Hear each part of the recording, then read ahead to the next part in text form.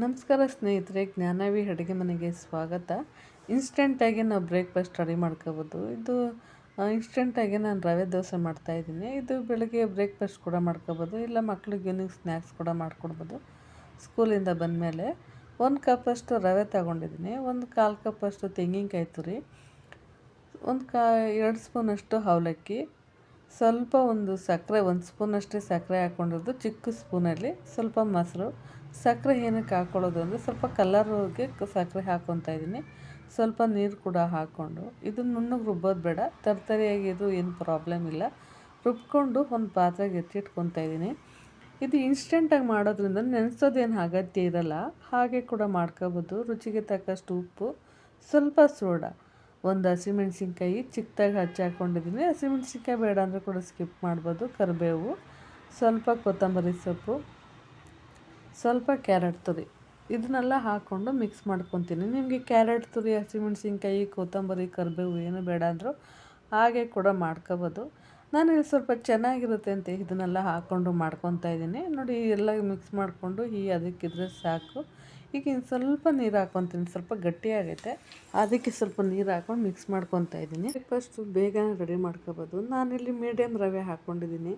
ನಿಮಗೆ ಚಿರೋಟಿ ರವೆ ಇದ್ದರೂ ಹಾಕೋಬೋದು, ಇಲ್ಲ ಬನ್ಸಿ ರವೆ ಇದ್ದರೂ ಕೂಡ ಹಾಕೋಬೋದು, ಇಲ್ಲ ಗೋಧಿ ನುಚ್ಚಿದ್ರೂ ಕೂಡ ನೀವು ಈ ರೀತಿ ಕ್ಲೀನಾಗಿ ರುಬ್ಕೊಂಡು ಕೂಡ ಮಾಡ್ಕೋಬೋದು.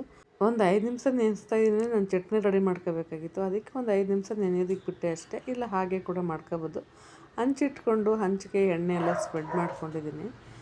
ಒಂದು ಟೈಮು ಎಣ್ಣೆ ಸ್ಪ್ರೆಡ್ ಮಾಡಿಕೊಂಡು ಈ ರೀತಿ ಹಾಕ್ಕೊತಾ ಇದ್ದೀನಿ. ನಾನು ಸ್ವಲ್ಪ ಮಂದವಾಗಿ ಹಾಕ್ಕೊತಾ ಇದ್ದೀನಿ, ತೆಳ್ಳಗೇನು ಹಾಕ್ಕೊತಾ ಇಲ್ಲ, ಸ್ವಲ್ಪ ಮಂದಕ್ಕೆ ಹಾಕ್ಕೊತಾ ಇದ್ದೀನಿ. ಇದು ತುಂಬ ಚೆನ್ನಾಗಿರುತ್ತೆ. ತೆಳ್ಳಗೆ ಬೇಕು ಅಂದರೂ ಕೂಡ ಹಾಕೋಬೋದು. ನೋಡಿ, ಇಷ್ಟು ಚೆನ್ನಾಗಿ ಎದ್ದೊಳ್ತೈತೆ, ಇಷ್ಟು ಕಲರ್ ಅಷ್ಟೇ ಕ್ಲೀನಾಗಿ ಕ್ಲೀನಾಗಿ ಕೂಡ ಎದ್ದೊಳ್ತೈತೆ. ನೋಡಿ, ಇಷ್ಟು ರೆಡಿ ಆಗೈತೆ ದೋಸೆ. ಇವಾಗ ಅದೇ ಥರ ನಾನು ಮತ್ತೆನೂ ಕೂಡ ಹಾಕ್ಕೊತೀನಿ. ನಾನು ಹುರಿ ನೋಡಿ ಹೈ ಫ್ಲೇಮಲ್ಲಿ ಇಟ್ಕೊತಾ ಇದ್ದೀನಿ. ಫಸ್ಟ್ ಲೋ ಫ್ಲೇಮಲ್ಲಿ ಇಟ್ಟಿದ್ದೆ, ಇವಾಗ 3 ದೋಸೆ ಒಂದೇ ಸರಿ ಹಾಕ್ಕೊತೀನಿ. ಅದಕ್ಕೆ ಈ ರೀತಿ ಹೈ ಫ್ಲೇಮಲ್ಲಿ ಇಟ್ಕೊಂಡು 3 ದೋಸೆನೂ ಕೂಡ ಹಾಕ್ಕೊತಾ ಇದ್ದೀನಿ. ನಮಗೆ ಬೇಗ ಕೂಡ ಆಗುತ್ತೆ. ಇದು 3 ದೋಸೆ ಹಾಕೋದ್ರಿಂದ ನಾನು ಸ್ಮಾಲ್ ಹಾಕ್ತಾಯಿದ್ದೀನಿ. ಮಕ್ಕಳಿಗೆ ಈ ಥರ ಹಾಕ್ಕೊಟ್ರೆ ತುಂಬ ಇಷ್ಟಪಟ್ಟು ತಿಂತಾರೆ. ಕ್ಯಾರೆಟು, ಕರಿಬೇವು, ಕೊತ್ತಂಬರಿ ಸೊಪ್ಪೆಲ್ಲ ಹಾಕಿದ್ದೀನಲ್ಲ, ಅದಕ್ಕೆ ಈ ಥರ ಸ್ಮಾಲ್ ಆಗಿ ಹಾಕ್ಕೊಟ್ರೆ ಸೆಟ್ಟು ದೋಸೆ ಥರ ಇರುತ್ತೆ, ಇಷ್ಟಪಟ್ಟು ತಿಂತಾರೆ. ಅದಕ್ಕೆ ಈ ರೀತಿ ಮಾಡ್ಕೊತಾ ಇದ್ದೀನಿ. ಇದಕ್ಕೆಲ್ಲ ಕ್ಲೀನಾಗಿ ಎಣ್ಣೆ ಎಲ್ಲ ಹಾಕ್ಕೊಂಡು ಎಲ್ಲ ಉಲ್ಟ ಮಾಡಿ ಹಾಕ್ಕೊತಾ ಇದ್ದೀನಿ. ನೋಡಿ, ಎಷ್ಟು 3 ಅಷ್ಟೇ ಕ್ಲೀನಾಗಿ ಬೆಂದೈತೆ. ಈ ಥರ 3 ಕೂಡ ಒಂದೇ ಸರಿ ನಾವು ಹಾಕೋಬೋದು. ತುಂಬ ಸುಲಭವಾಗಿ ಮಾಡ್ಕೋಬೋದು ಬೇಗನೆ. ಇದನ್ನು ಅಷ್ಟೇ ತುಂಬ ಆರಾಮಾಗಿ ಎತ್ತಾಕೋಬೋದು. ಕಲರು ಅಷ್ಟೇ ತುಂಬ ಚೆನ್ನಾಗಿ ಬೆಂದೈತೆ. ನೋಡೋಕ್ಕೂ ಅಷ್ಟೇ ತುಂಬ ಚೆನ್ನಾಗೈತೆ. ನೋಡಿ, 3 ಅಷ್ಟೇ ಒಂದೇ ಥರ ಬೆಂದೈತೆ.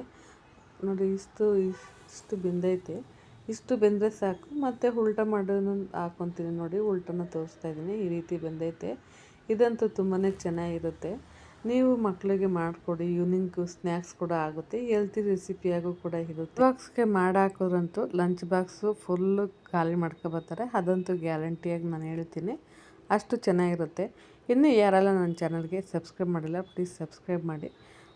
ದೋಸೆನೂ ಅಷ್ಟೇ ತುಂಬಾ ಸಾಫ್ಟಾಗಿ ತುಂಬಾ ಚೆನ್ನಾಗೈತೆ. ವಿಡಿಯೋ ಇಷ್ಟ ಆದರೆ ಲೈಕ್ ಮಾಡಿ, ಶೇರ್ ಮಾಡಿ, ಕಮೆಂಟ್ ಮಾಡಿ. Thank you for watching.